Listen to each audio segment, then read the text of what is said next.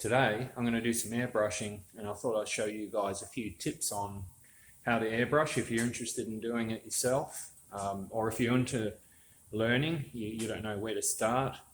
I can show you what materials I use. And what happened is basically this used to be the ute this came off was my son's ute, and he sold it to my friend. But this is a piece of artwork that I did for my son ages ago, because my son's right into his ships and shipwrecks and all that kind of stuff, history and blah blah blah.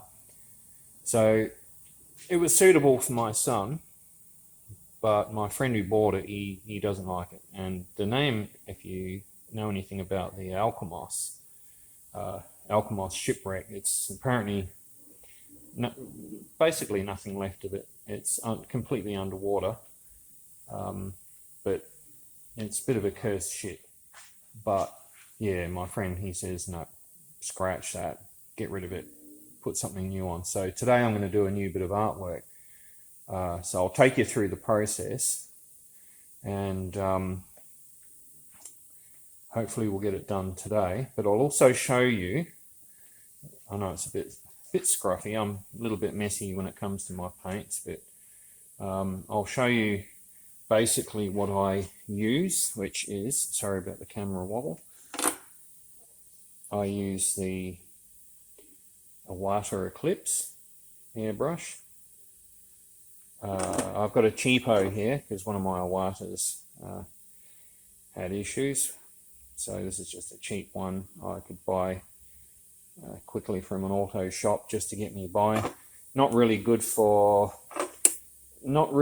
suitable for fine work, I'd say. The cheaper ones, I mean, you get what you pay for. So basically, if you buy something like this, it's good for shading. So if you're doing a lot of sort of filling and shading, that's fine, it'll work well.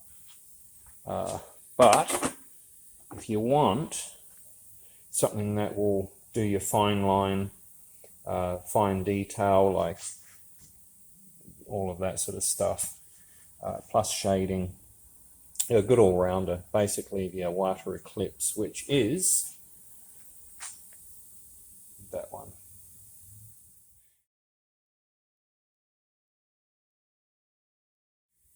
I mean, when I first started airbrushing, I started with water-based paints, and probably the best thing, my friend who's a spray painter, best thing he could have done is he grabbed all the water-based paints, threw them in the bin, said, do automotive paints.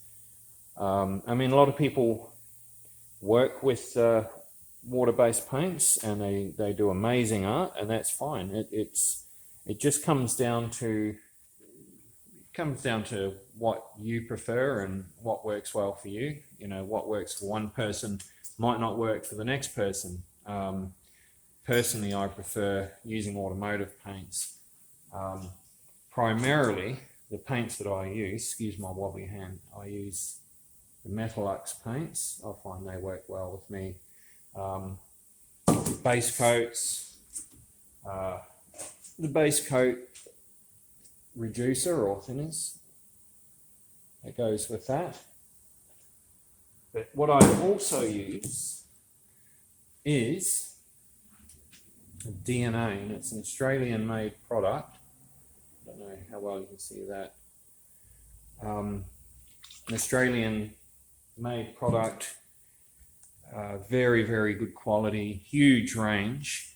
I use both the base coats, the candies, plus you can get, I'll go step by step, and like I said, if you want to know how to do anything, how to airbrush, what to do, any questions, just leave the questions in the comments, or just email me and I can give you all the relevant information. I've been doing it myself for quite a few years. I got bored with the job I was doing, 9 to 5. Used to do canvas paintings, and I've done all sorts. And I've always loved bikes and cars and Harley Davidsons in particular, Harley Davidsons in particular. And it just started from there. I did a course with TAFE, and I didn't need to learn anything about the art side of it so much. It was more just product knowledge and, you know, technique, that kind of thing. And I did a little bit of a course. Basically, the rest of it I developed myself and got advice from a friend who he's spent his whole life painting cars, so he sort of gave me tips on materials and prepping and all. He filled in all the gaps that I needed to know. But I'm always happy to share information, so if you want to know how to do it, then leave me questions and I'll be glad to help you. So let's get into it, eh?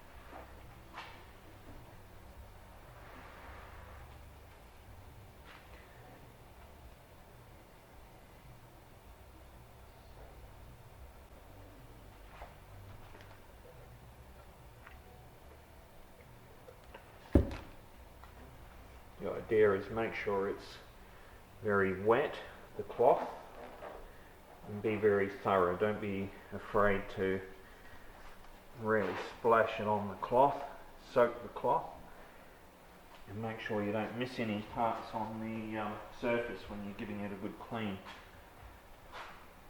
Because it could be that one spot that you've missed, and when you go to paint it, that one spot will come up and bite you again because the paint won't stick to it.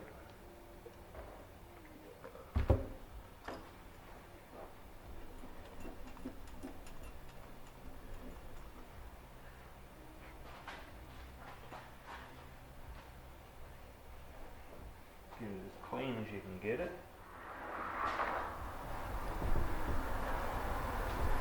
And the thing is, when you paint a surface, like in our case here, a whole tailgate, you can't clear coat a section of it. When you paint a car or a bike, whatever it is, you do your artwork on it. This is a base coat that I use, which means it needs a clear coat, the shiny surface. So this whole thing, the whole tailgate, is all going to have to be clear coated. You can't just clear coat a section. So I'm only going to paint this area and leave that area fairly white, hopefully. But I'm still going to have to clear coat the whole thing. So that means basically in your prepping of the panel, you're going to have to sand the whole thing. You're going to have to wax and grease, remove the whole panel, the whole thing. You can't just do the section you're working on. You're going to have to sand the whole thing. I'll paint this section out with the airbrushing, and once that's done, and if I'm talking today and the compressor kicks in, I'll try and cut it all out, but it's likely to interrupt me here and there while I'm showing you the airbrushing.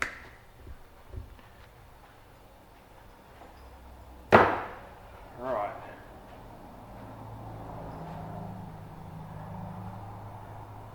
So the first step is to clean the panel you're working on thoroughly. Give it a good, you can wash it with soapy water first, dish liquid's fine, and then get your wax and grease remover on a clean cloth, clean the whole thing thoroughly, make sure the cloth's wet and give it a really good scrub down.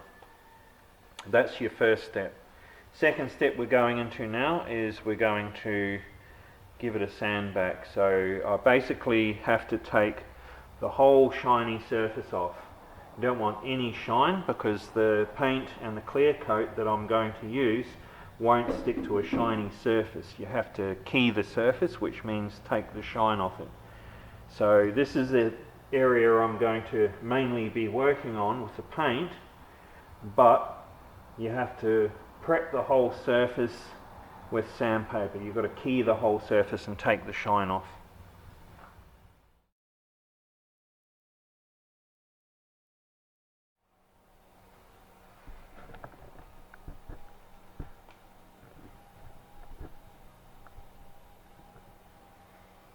Now you'll notice the surface here, I've keyed the surface using a 600 grade sandpaper and an orbital sander, being careful not to hit any of the edges and to take the paint off the edges, so you don't have to do any repairs later on.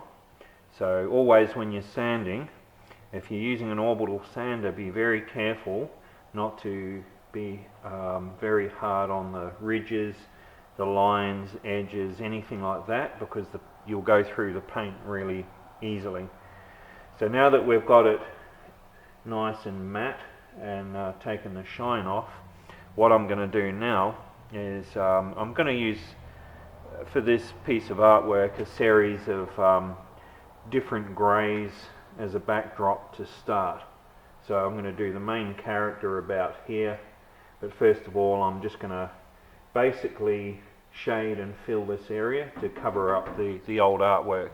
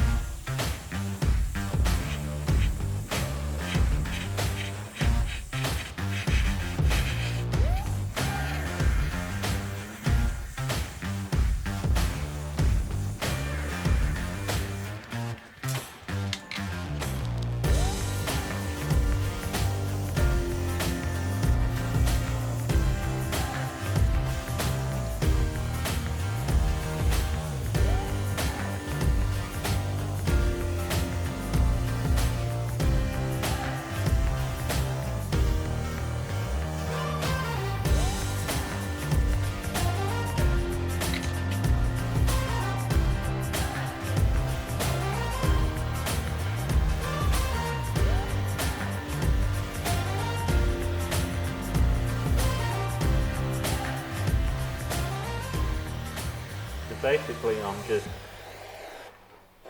filling. I'm covering what was there.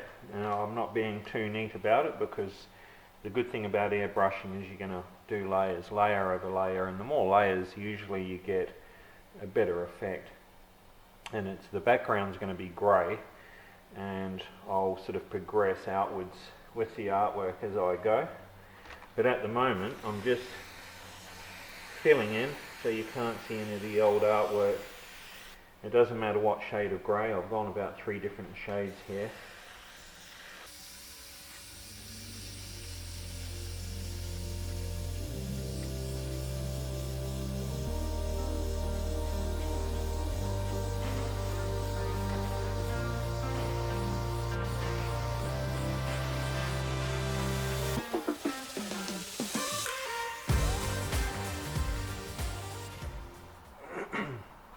You'll notice with airbrushing too is the closer you hold the tip, the finer the line.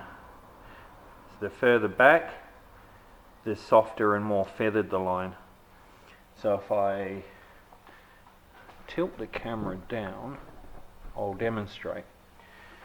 So if you were to do a fine line,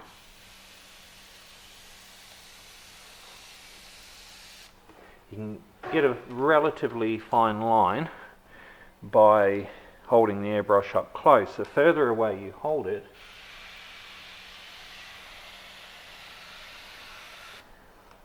the fatter the line's going to be, and the softer the edge. The further away,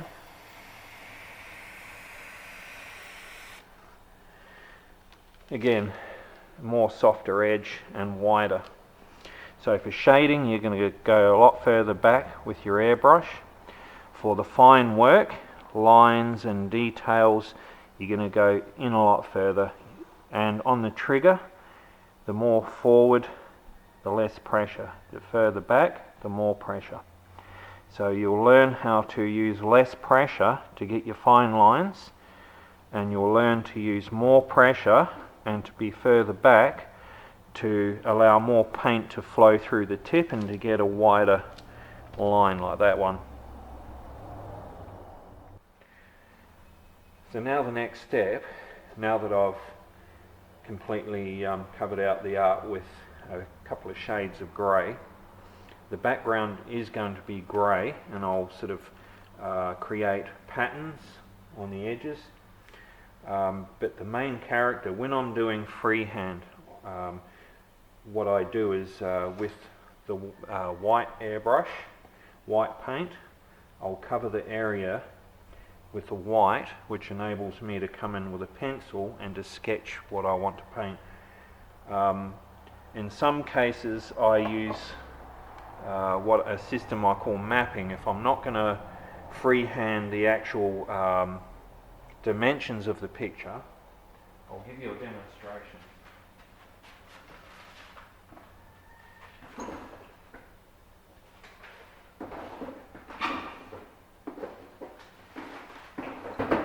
Right, back again. You'll notice with a picture like that, if you wanted to save time instead of trying to freehand and to get all of the proportions and everything exact, I do a system called mapping. And what mapping is, that's the name I gave to it.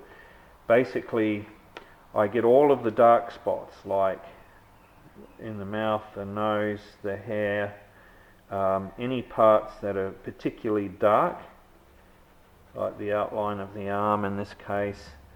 And what that does, I scalpel all of these out, that's called mapping. And so when you put it down, you can actually get your black and you can spray paint all the areas you've scalpeled out, and that will map out the dimensions and the shape of the actual picture rather than trying to freehand the whole thing by hand. You can see by this picture I've mapped that out. So you can see I cut all the black out of that, and what I've done there, once I've scalpeled all the black out, make sure you don't scalpel it on the surface. Use a nice wooden surface like a cutting board or an old tabletop. But as you can see with this particular one, I've sprayed black around all of these parts I've scalpeled out. And what that enables me to do is when I take it away, it'll have all of the dimensions exactly where they should be in black, and then you can basically build your picture from that. So that is a system I call mapping.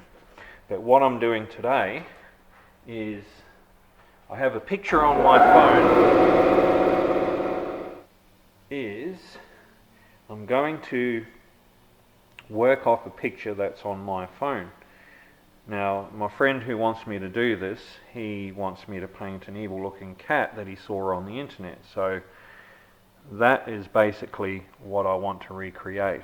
But I'm going to freehand this one. So what I'm going to do, I'm going to have the character's face in here. So I'm going to use white.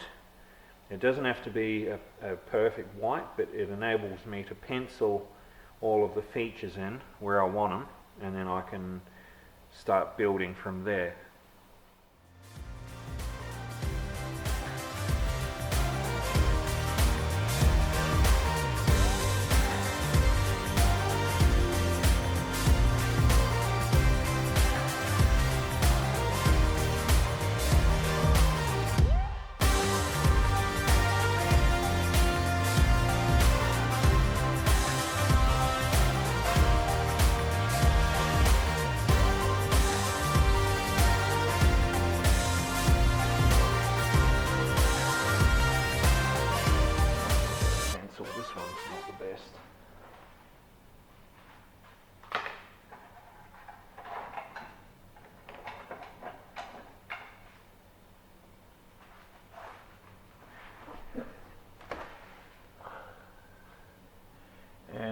With freehanding, you might not get the dimensions correct the first time. It doesn't matter. Just keep going over and improving, and you can correct yourself as you go. It's not very dark. You probably can't see what I'm sketching here.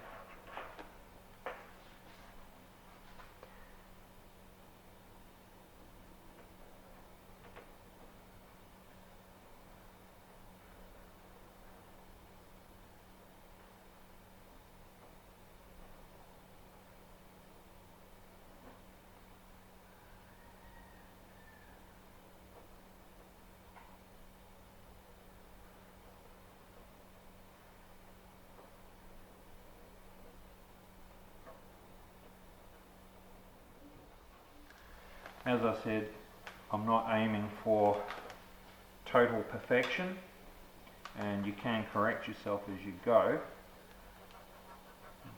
but sometimes having, you know, various tools can help to get your dimensions correct.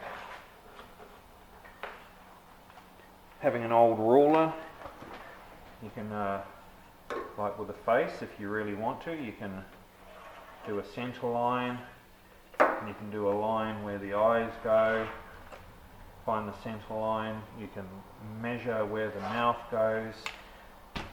Once you've got a center line, you can measure like how wide each side of the mouth will be, etc, etc. So having a few basic tools is very handy. So what I'm going to do now, I'm going to make a start using black.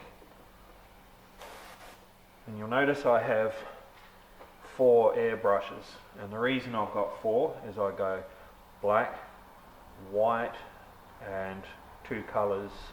If it's greys, you can go 2 different shades of grey, or you might, you know, want, if it's colours, red, blue, whatever.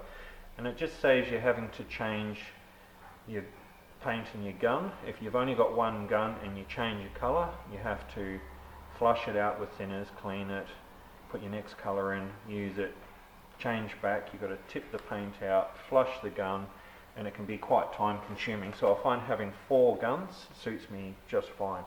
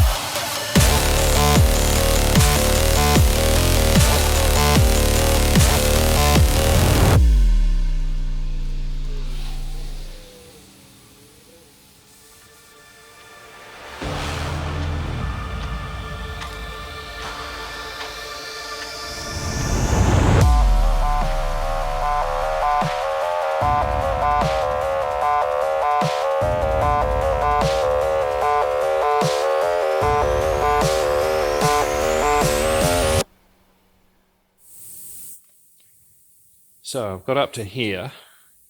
While I've been working several times, the camera's turned itself off, plus my battery's gone flat, and while I'm working I can't really be looking at the camera at the same time.